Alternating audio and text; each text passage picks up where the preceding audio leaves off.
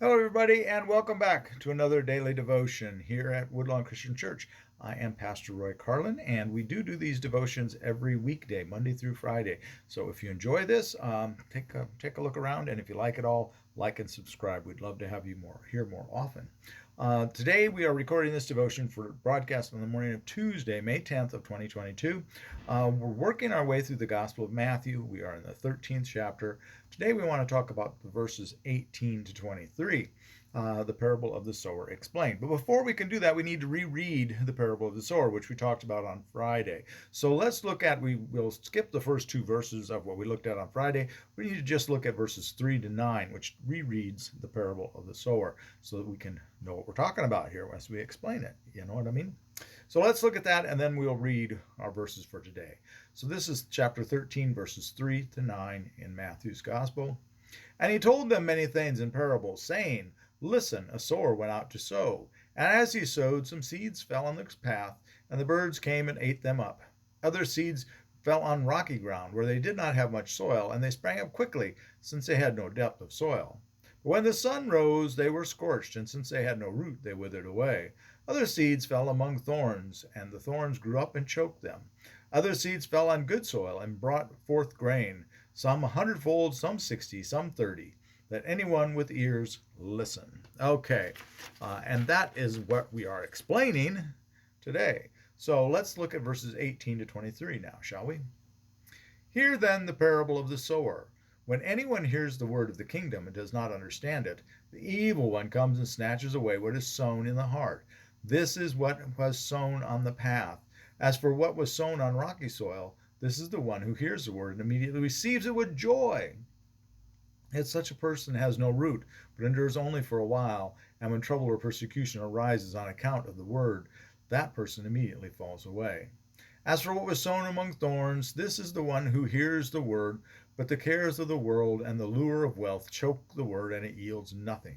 But as for what was sown on good soil, this is the one who hears the word and understands it, who indeed bears fruit and yields, in one case 100-fold, in another 60, and in another 30.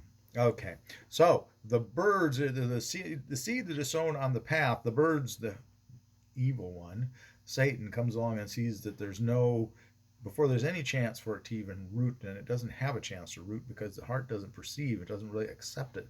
It's rejecting the word, and it clutches it away, and your salvation is lost. The rocky soil where it sprouts with joy. This is the Christian we see. Sometimes we see people come in and they're all boom boom, all excited, but yet there's no real learning there, and they don't slow down enough to really learn and understand. And they, as soon as trouble comes, they're looking off for the next way. They're looking off for the next best thing, and they move quickly. They might move from New Age religion to what have you, to Buddhism, to what have you. They're bouncing around and they're not really rooting in anything, because trouble just keeps them moving. Life is going to have trouble, folks. It doesn't matter whether you're a Christian or you're Hindu or Muslim or what have you. It doesn't believe if you're saved or you're unsaved. We'll say it that way. Life's going to have trouble. There's always going to. That's just life. You're going to have difficulties, and if you're going to fall away, you're going to go looking for the next best thing or some new thing, something other thing, and you're going to walk away from the word. Then unfortunately, you have no root, and you will not persist. You will perish. The one that's the most insidious, perhaps of all, is this one about the one that's sown in the thorns. That's the one who hears about the word, and they may come to church quite a bit, but the cares of the world, ball games, uh, Sunday ball games, things like that, other things, anything during any part of the week that steals you away from doing God's work. Now, you can be doing God's work while you're at those things if you are witnessing. But if you're too busy focusing on the worldly part of it and not doing the witness part of it, then it just strings you out and it stretches you out to the point where maybe eventually I don't have time for the church anymore. I don't have time to read the Bible anymore. I don't have time for my faith walk anymore. And I'm too busy with the world. And you fall away and you're gone.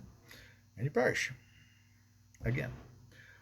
But the one that falls on the good soil takes root hangs in there, knows that the winds that blow that try to blow the crop over, if you will, the derecho that came through last year blew a lot of crops over.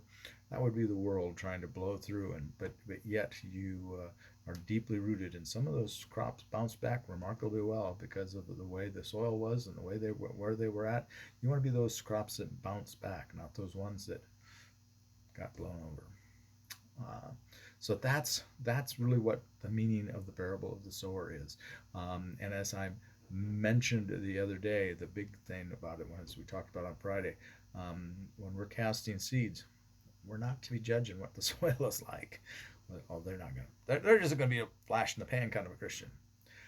Not my job to judge that. Not your job to judge that either. It's our judge to witness. Our job to witness to them, not to judge them.